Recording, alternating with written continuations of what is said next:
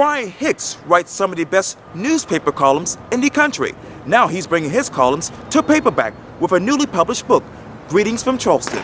In this edition of Quintin's Close-Ups, I speak exclusively with him one-on-one. Greetings from Charleston. It's basically rants and raves from the Post and Courier columnist, Brian Hicks. Yeah, we went through and selected some columns over the past 10 years and put them together in book form with a few behind-the-scenes stories. It was just a fun project. Yeah, I read the book, loved it. Well, I have some personal copies of myself, and I loved it. Let me ask you this. What are you ranting and raving about right now? There's a lot of news, from Michael Slager to Elliot Summey to now, obviously, the election night. I've been doing a lot of the 526 stuff, a lot of the sales tax referendum stuff. I've been tied up on a lot of that. I haven't really waded into the Slager and the roof trials a whole lot, and I'm just sort of picking my spot. There's been a lot of news coverage of that. I'd like to hear more. Yeah. Because what else can I say to it? You can write an opinion. Killing people is bad. There's not much you can say beyond that. Yeah. It's kind of funny. I went to vote, and of everything on the ballot, I was most concerned with the school board elections, which are overlooked. With so many things on the ballot, with Senate, Congress, the referendum, and of course the presidential election. Right. But the school board was interestingly enough to me what I was most concerned about, what I did the most research on. Why the school board in your mind? Well, I was a little taken aback by this kind of outside group putting money into the, they've been running the ads with Michael Miller and Gary Leonard. And I know Michael pretty well. I knew him before he was on the school board. And I talked to him the other day and said, why are you running with this Gary Leonard guy? I don't know him. He goes, I'm not on a slate with him. I don't know where this is coming from. And I thought, wow, this is a story. And so we dug into it and we had a story about it. And personally, I was on my en route to Ruth Jordan's house on Banbury Road in West Ashley. And this was an interview that I taped with her last week, Wednesday. And I noticed those signs off to the distance, and I thought to myself it was very peculiar. Why do you think that's the case? This is outside money coming in, school choice people. And it's not really that they want you to vote for Michael or Gary, either one. They want you to vote against Priscilla Jeffries. And because she is not pro-school choice. And I think she doesn't like charter schools. And it's kind of a very, subversive thing. They don't really like Michael or Gary, who are, from what I can tell, different ends of the political spectrum. Sure. And but it's kind of funny. I told Michael, I said, "Well, you're getting some free ads out of it." He didn't care. Yeah, he was just upset about that whole controversy in itself. Yeah, and I don't think Gary liked it either. Oh no. Let me return you to Greetings from Charleston, because I want to pick apart a couple of columns that I read that are particularly interesting to a lot of people as well. Page 156. Nothing trumps the joy of being an early primary state. And this is from December 9th, 2015. You said the following quote, Donald Trump is without a doubt the greatest presidential candidate in history. If you don't believe it, just ask him. And I'm curious, what would you ask him right now? What would I ask him? If he's going to concede peacefully, or we're going to see 100 lawsuits between now and Inauguration Day, if he doesn't win. That's what I would ask him. The other thing is how he can, with a straight face, say that, I didn't make fun of a reporter with disability, while the video of him doing it is playing in the background. And he just he has been a masterful candidate to a certain segment of the population, because he's been able to just shovel whatever he wanted to, and people will believe him in spite of overwhelming evidence to the contrary. And he has done it, and the media has been his unwitting accomplice. So what I would say to him is, well, I hope what I'll say to him is, sorry you didn't win. Let me turn to page 212, that is, because you said this. Slager's actions not only devastated a family, but an entire city. From April 9th, 2015, when Michael Thomas Slager fired 8 shots at Walter Scott's back Saturday morning, he not only killed a man, he wounded an entire community. And it's going to take North Charleston a long time to heal.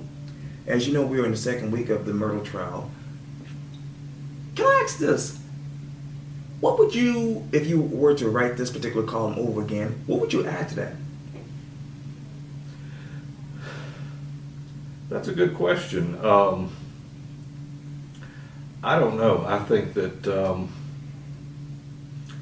clearly there needs to be some sort of response to this from the city. Right now there's a huge debate on this citizens advisory committee and what needs to be done about that. I'm of two minds of that. I've thought about writing about it lately. Okay. One, I don't think a 25-member panel is it's a recipe for chaos. You're never going to get 25 people to agree on anything. I'm also a little leery of the subpoena power thing, which might come as a surprise to some people. Okay. Because as well-meaning as some people are, I think something like that has the potential to turn into the political equivalent of a homeowners association. A lot of people with a little too much power axed around against the police. At the same time, I'm not sure what the city's proposing is the right thing to do, because it could just turn into a rubber stamp, and it's not going to do anything for the community, because it's going to look like a rubber stamp. I don't know what the answer is, and that's why I haven't written about it yet. But I plan to keep talking to some people about it. What that column was initially addressing was that North Charleston has long had a reputation for profiling and harassing citizens over minor infractions and even perceived infractions, and all this did was prove a lot of those critics right, and that hurt the police department. Even though I know a lot of North Charleston police officers, they're fine people and they want to do good work, and what this did was it damaged the department. It reinforced the beliefs in the community, some of which are very valid beliefs. So I don't know. It's something has to be done there, and the problem is if you look back over our last decade, the people in the community want what everybody wants. They want less crime. They want crime stopped before it happens. You know, they want safer neighborhoods, and they deserve safer neighborhoods. And what's interesting was, you know, you look back at 2005, and North Charleston we were in the top 10 on murder rates. And the chief up there then, his response was to do more preemptive stops, to, you know, to check out more people, to make these pretext stops. I don't know that the police would admit that that's what they were doing, but they were stopping more people.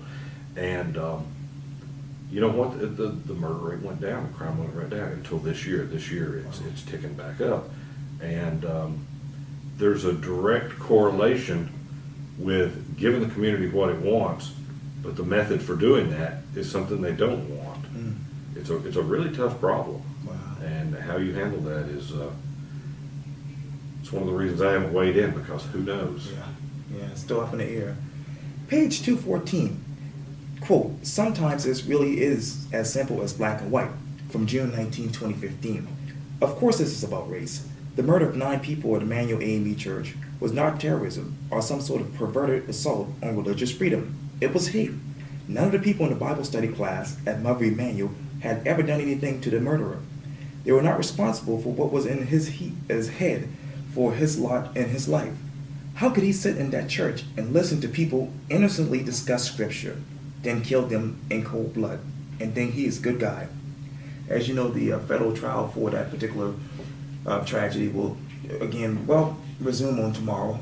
And I know some breaking news just came out just a few minutes ago about him, in some mental evaluations and whatnot. But I'm wondering, when you think of Mother Emanuel 1 year later to right now, what still sticks out to you? Well, it's not only, it remains one of our greatest citywide tragedies, but to me, it's a very personal tragedy. Out of the 9 victims, I had tenuous connection to 3 of them. Just, I knew them. Right. And one of them, her son, her daughter, was friends with my son. Wow. And another one of them was our librarian. Right. Senator Heard. Yes, and I had known Senator Pinckney for 15 years or more. I don't know. I'm probably a little impatient. I understand how the justice system works. I mean, I've been covering this for over a quarter of a century. Right. I know how it works, but it's frustrating that we're just now getting around to this. And there's not a whole lot of question about this. So the trial is just about whether justice is done. And again, the problem is justice. There's a different definition of that for a lot of people.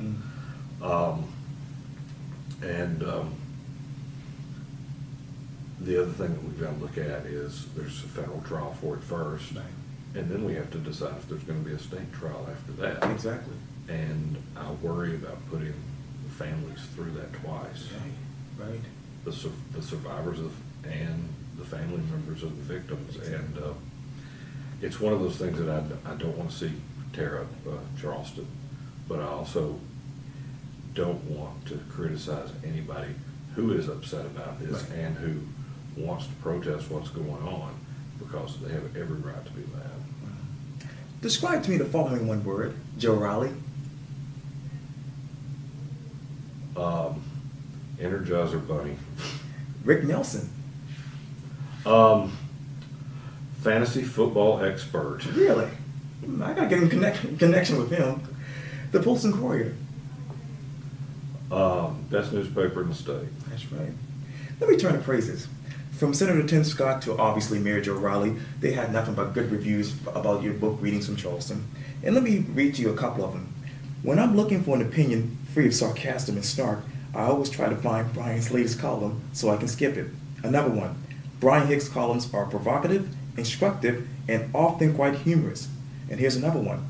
Brian not only thinks outside of the box, I seriously doubt that he has ever seen the box.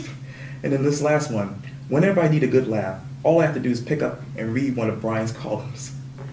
Describe to me who Brian Hicks is as a columnist these days.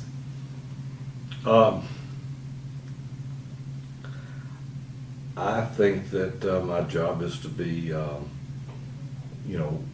part court jester, part nattering nabob on the sidelines, and part, critiquer, if that's a word. It's funny you mentioned the quotes, because when we solicit them, we ask everybody to be funny and say something nasty. It's all just in the spirit of having fun with the book, and it being fun and sarcastic. And if I dish it out, I should be able to take it. Yeah. Senator Scott was nice enough to oblige and give me kind of a smart alecky one. And